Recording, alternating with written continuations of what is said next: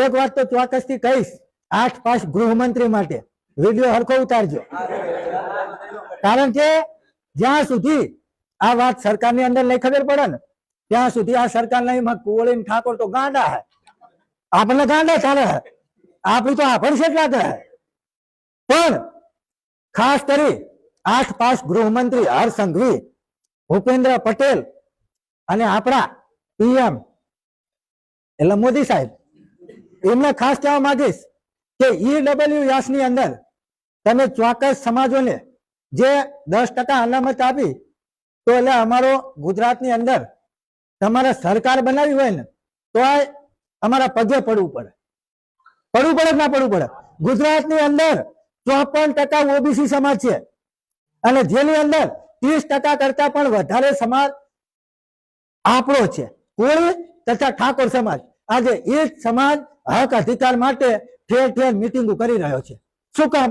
તો કે આતા લગન આપણામાં એકતા નથી, પણ નવનીત ભાઈનું થયું ને પછી અમને એમ થઈ ગયું કે અમે એક થઈ ગયા। એટલે હવે 8 પાસ ગૃહમંત્રી ખાસ કરી સાંભળી લે કે જે સુરત વિસ્તારમાંથી, કયો વિસ્તાર?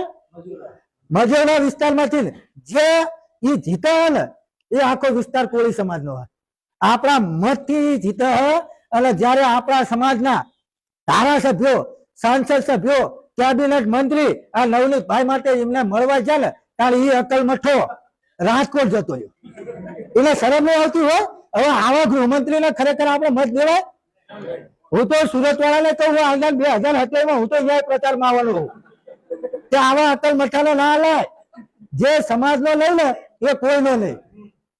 ખરેખર સમાજનું ગૌરવ, જે સમાજની અંદર જન્મ લીધો ને એ સમાજનું તો ગૌરવ પેલા હોવું જોઈએ। અમે જયારે લાઈવ કરી, હું ચિરાગ ભાઈ બે ભાઈ લાઈવ માં ભેગા હોવાની ત્યારે જેટલા કોમેન્ટ કરે કે દાઢી વાળો તો જાતિવાદી છે, એટલે દાઢી વાળો કે એટલે મારે સામે લખવું પડે ભાઈ જે સમાજની અંદર અમે જન્મ લીધો ને એનો અમને પેલું ગૌરવ હોય અને એનો નશો હોય અને એના કારણે ભૂસા બધે જાગૃતતા માટે ફેલાઈએ છીએ।